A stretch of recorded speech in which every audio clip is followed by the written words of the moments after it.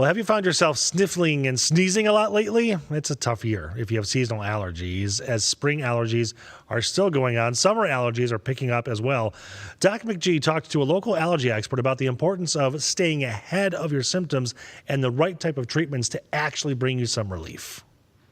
Allergies, of course, happen all year round for some people, but there are seasonalities to it. And so I'm joined by Dr. Devang Doshi. He is a Corewell Health allergy immunology specialist. And Dr. Doshi, thank you so much for joining me. Thank you. My pleasure.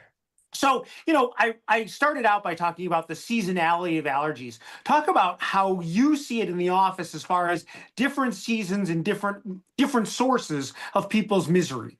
Yeah, so as the pollen season starts every year in the spring, different pollens start coming out. So unfortunately, this year in March, we started dealing with tree pollen allergy, and then in about May, we started seeing grass pollen allergy. It probably started a little bit earlier, but then a lot of those seasonal allergies start blending in where if you're sensitized to tree pollen and grass pollen, I mean, it just starts where you develop symptoms because your exposure's there, and then you'll have more issues as the season goes on because newer allergens are emerging, so newer pollen is being released. So if you're one of these unfortunate ones that are sensitized to many different types of pollen outside, you can be really symptomatic from spring all the way till we get back into winter.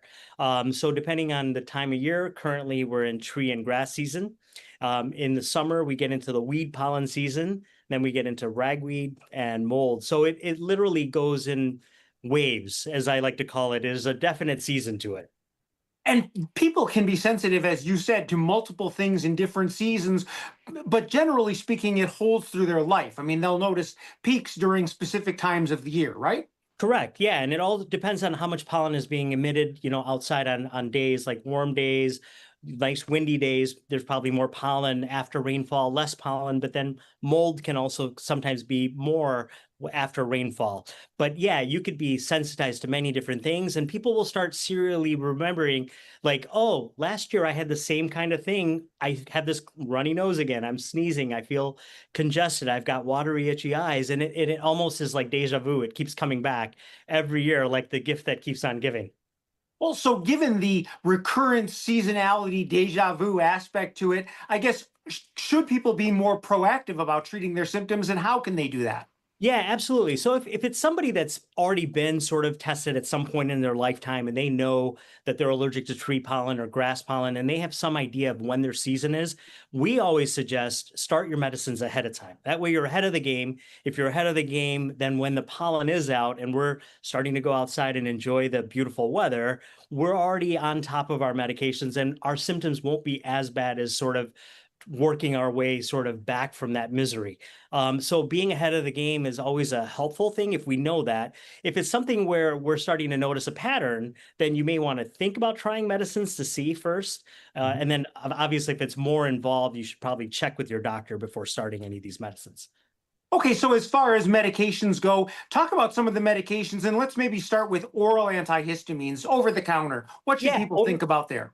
over-the-counter medicines are the best, probably easiest thing to start with, because it's going to work for most of the symptoms that people develop, whether it's eye, nose, throat, ear, any of those types of issues. For the most part, that's kind of our starting point. Then you can get a little more creative. You can add in eye drops. You can add in nose sprays. We're big fans of nasal saline irrigation or nasal saline sprays to try to help move some of the pollen that may build up into the nares. So there's a lot of different things you can start using. When we start getting to the point where we're starting to go to the store and we're buying multiple different things, that's probably when you want to check with your primary care and say, hey, is this okay? Am I okay to take all of these medicines at the same time because I'm not feeling well and it's really making an impact in my quality of life? And then they could choose whether or not if it's worthwhile seeing somebody that specializes in allergy, maybe getting tested to figure out if there are other medicines or other modalities of treatment that may be helpful.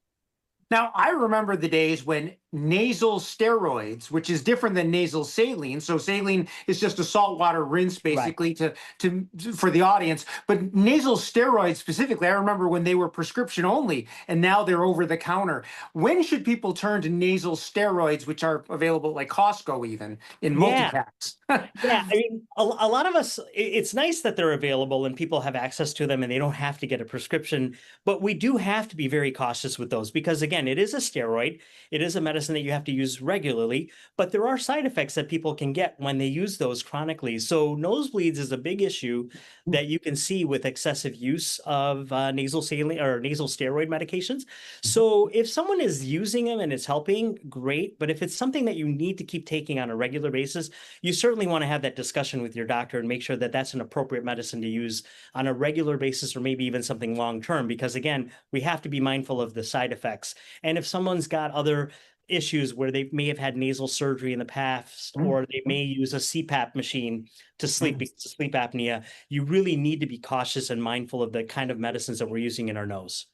Interesting. All right. Now, for people with a lot of itchy red eye symptoms, I assume saline, just rinsing out your eyes, is one solution. But what about some of the eye drops that are antihistamines? Yeah, so you want to use the antihistamine specifically for allergy more than you want to use anything that claims to get the red out. The red out, you don't want something that's going to constrict blood vessels. You don't want to use saline that's got preservatives. So if saline that's preservative free is good, so we don't get irritation from the preservatives in saline. And then some of the over-the-counter antihistamine eye drops specifically geared for allergy symptoms are fantastic medicines. They work great, and we want to try to avoid rubbing the eyes excessively, and we certainly want to avoid damaging any parts of the eyes that are very delicate and sensitive. And then finally, I want to touch on, you had mentioned saline irrigation. My favorite happens to be neti pots. So I guess talk about the value of that and why people with allergies might want to consider that.